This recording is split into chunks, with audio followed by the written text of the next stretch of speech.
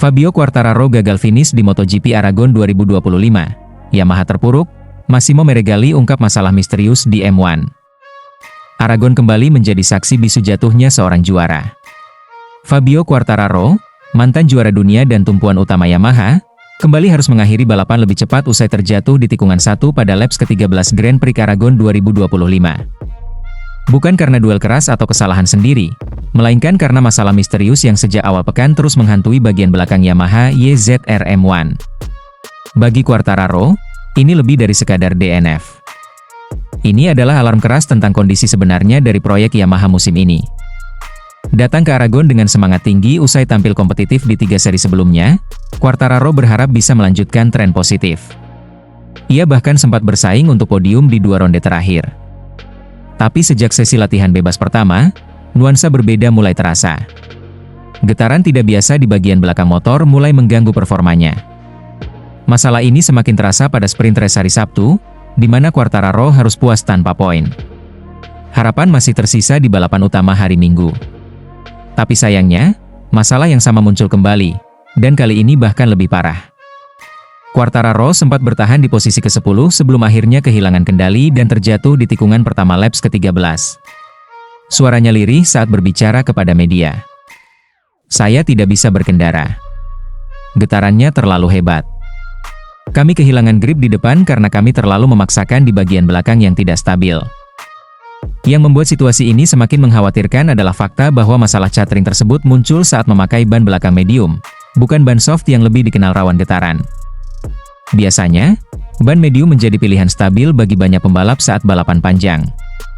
Namun bagi Quartararo, ban tersebut justru memunculkan masalah yang sebelumnya tidak diduga. Massimo Meregali, sang manajer tim Yamaha, tak bisa menyembunyikan keheranannya. "Ini sungguh aneh," ujar Meregali dengan wajah penuh kebingungan. "Kami tidak pernah memperkirakan getaran ini terjadi 2 kali berturut-turut. Biasanya kami mengalami sedikit catering jika memakai ban soft, tapi kali ini dengan medium. Sama seperti hari Sabtu, getarannya sangat buruk. Motor seperti kehilangan arah setelah 5 atau 6 putaran." Menurut Meregali, tim Yamaha masih belum tahu secara pasti apa yang menjadi penyebab utama. Apakah berasal dari suspensi belakang, distribusi bobot, atau bahkan dari interaksi antara ban dan karakteristik sirkuit Aragon yang bergelombang dan penuh tikungan panjang. "Kami sudah mengumpulkan data, tapi jawabannya belum ada. Yang pasti, ini bukan hal normal.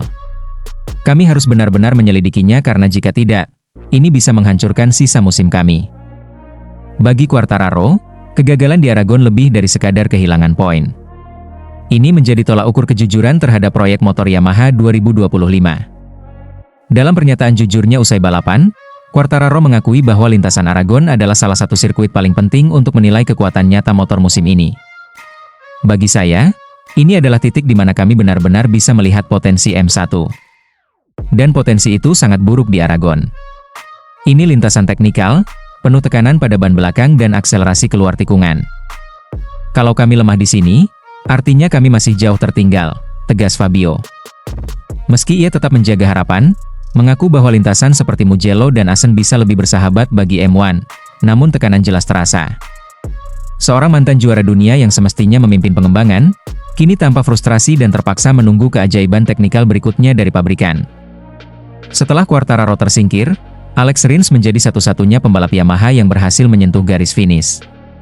Ia menempati posisi ke-11, bukan hasil yang luar biasa, tapi cukup untuk menyelamatkan muka tim di klasemen.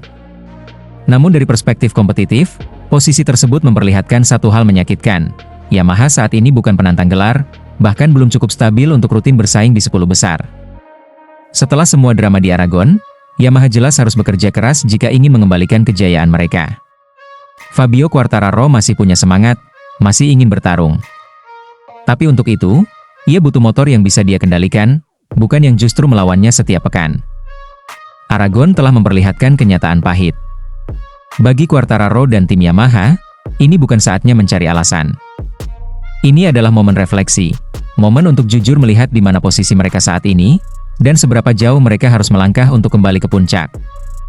Karena di MotoGP, hanya ada satu bahasa yang dimengerti, kecepatan dan konsistensi.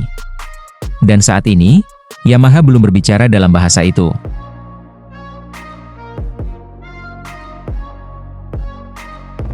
Fabio Quartararo frustasi motor YZR M1 sulit dikendalikan. Fabio Quartararo kembali harus menelan pil pahit di sesi Free Practice 1 dan Free Practice MotoGP Aragon 2025. Bukannya menemukan titik terang, ia justru semakin larut dalam kebingungan dan frustrasi atas performa motor Yamaha M1 yang tidak konsisten dan sulit dikendalikan, terutama saat menggunakan ban soft. Apa yang terjadi di lintasan Motorland Aragon hari Jumat tak ubahnya mimpi buruk bagi Quartararo. Bukan hanya tak bisa mencatat waktu kompetitif, pembalap asal Prancis itu bahkan tak mampu menyelesaikan satu lap time attack tanpa gangguan. Setiap putaran selalu terganggu oleh hilangnya grip belakang, gerakan aneh motor, dan sistem elektronik yang justru memperkeruh keadaan. Hari ini benar-benar berat. Kami tidak tahu apa yang sedang terjadi, terutama saat memakai ban soft. Motornya seperti gila, dan sistem elektronik tidak bekerja seperti seharusnya, ujar Quartararo kepada media dengan wajah muram.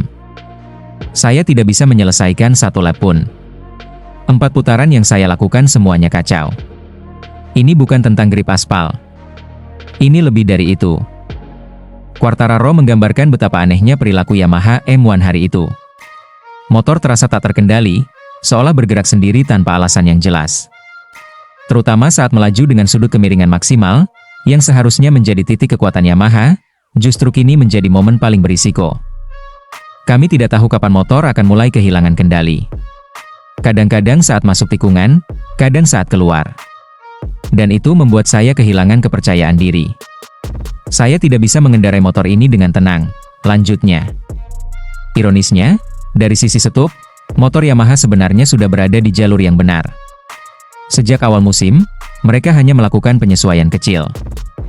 Tapi permasalahan besar justru muncul dari sektor elektronik, sesuatu yang menjadi jantung performa motor modern saat ini. Setupnya bagus. Tapi elektroniknya? Itu harus direvisi total. Kami tidak bisa mengandalkan motor ini jika setiap kali mengganti ban, semuanya berubah. Dan itu membuat saya sangat frustrasi, tegas Quartararo. Saking parahnya masalah ban soft, Quartararo bahkan memutuskan untuk tidak menggunakannya lagi di sisa sesi. Ia ingin mencoba ban medium sebagai alternatif yang lebih stabil, meskipun tak sesuai dengan strategi umum time attack. Saya ingin lakukan serangan waktu dengan ban medium, tapi kami tidak punya stok cukup. Padahal saya benar-benar tidak bisa mengendarai motor ini dengan ban soft. Rasanya berbahaya, seperti bermain lotre di tiap tikungan, jelasnya. Situasi ini bukan hanya membuat Quartararo kecewa, tapi juga menyentuh titik emosional seorang juara dunia. Seorang pembalap yang pernah berdiri di puncak dunia pada 2021, kini merasa seperti terperangkap dalam motor yang tak bisa ia percaya. Saya terus mencoba, terus memaksa, tapi pada akhirnya saya sadar, tidak ada gunanya terbang tinggi lalu terjatuh hanya untuk masuk ke situ. Saya harus tenang. Tapi jujur, ini menyakitkan, ucapnya lirih. Apa yang dialami Quartararo di Aragon adalah refleksi dari masalah mendalam Yamaha. Meskipun tim telah menunjukkan progres lewat akuisisi pramak dan pembaruan data teknis, ternyata masih banyak celah yang belum tertutup, terutama dalam menghadapi lawan-lawan kuat seperti Ducati dan KTM. Sesi latihan ini jelas menjadi alarm keras bagi Yamaha. Jika motor tidak bisa dikendarai dalam kondisi optimal, apalagi dengan ban balap standar seperti soft, maka potensi kemenangan hanya menjadi angan-angan. Untuk Quartararo, ini adalah pertempuran mental, antara keyakinan pada proyek jangka panjang Yamaha dan kenyataan pahit yang terus ia hadapi di lintasan. Dengan sprint race hanya tinggal hitungan jam, tekanan di pundak Quartararo semakin berat. Namun yang paling ia butuhkan sekarang bukan sekadar kecepatan, tapi kepastian, bahwa motor yang ia tunggangi bisa dipercaya, bukan malah jadi mimpi buruk yang tak pernah usai.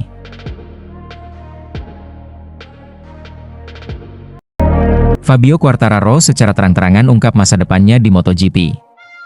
Fabio Quartararo bukan hanya pembalap bertalenta, ia adalah simbol perjuangan dan kesabaran. Sejak menjuarai MotoGP pada tahun 2021 bersama Yamaha, namanya selalu menjadi sorotan, bukan hanya karena prestasinya, tapi karena kesetiaannya bertahan di tengah badai performa yang menurun. Kini, di musim 2025, Quartararo akhirnya buka suara soal masa depannya. Dan kata-katanya mengandung kejujuran yang menyentuh, sekaligus sebuah peringatan penuh makna. Quartararo dikabarkan menjadi pembalap dengan bayaran tertinggi di grid MotoGP saat ini. Kontraknya bersama Yamaha disebut mencapai 12 juta dolar Eropa per musim dan berlaku hingga akhir tahun 2026. Angka fantastis ini mencerminkan kepercayaan Yamaha terhadap sang juara dunia 2021. Namun, di balik kemewahan kontrak itu, tersimpan beban ekspektasi yang berat. Dalam wawancaranya bersama DAZN, Quartararo menyampaikan pandangan jujur dan belak-belakan. "Saya sangat percaya pada proyek ini, tetapi saya juga tahu, jika pada akhirnya tidak berhasil, saya akan beralih ke proyek yang sudah siap." Kalimat itu tak hanya menunjukkan tekad, tetapi juga menyiratkan batas kesabaran. Quartararo bukan sekadar menunggu, ia bertaruh pada harapan bahwa Yamaha benar-benar berubah. Yamaha, yang sempat terpuruk akibat dominasi mutlak Ducati dalam beberapa musim terakhir, mulai menunjukkan sinyal kebangkitan. Langkah besar dilakukan lewat akuisisi tim satelit Pramac, yang menggandakan jumlah data, pembalap, dan masukan teknis untuk pengembangan motor. Dan hasilnya perlahan mulai terasa. Quartararo sukses merebut 3 pole position beruntun musim ini, sinyal bahwa motor Yamaha mulai kembali memiliki kecepatan mentah yang kompetitif, setidaknya di sesi kualifikasi. Namun tantangan terbesarnya tetap ada pada race utama dan kekuatan di lintasan lurus. Ducati masih unggul secara tenaga dan stabilitas. Yamaha masih dalam proses mengejar, bukan menggantikan. Salah satu momen paling emosional musim ini terjadi saat MotoGP Inggris 2025. Quartararo memimpin balapan dengan keunggulan 4,5 detik. Ia terlihat begitu tenang dan dominan, seperti pembalap yang kembali menemukan dirinya sendiri. Namun segalanya runtuh saat alat peninggi ketinggian, Ride Hack Device, miliknya rusak. Ia terpaksa mundur dan menghentikan motornya di tepi lintasan, tepat di garis start-finish. Bukan hanya karena gagal menang, tapi karena tahu betapa besar usaha yang telah dicurahkan untuk sampai ke titik itu. Namun bagi Quartararo, momen itu juga menyimpan keyakinan baru. Ia mulai percaya bahwa Yamaha benar-benar berubah, lebih berani mengambil risiko, lebih cepat dalam respons masalah.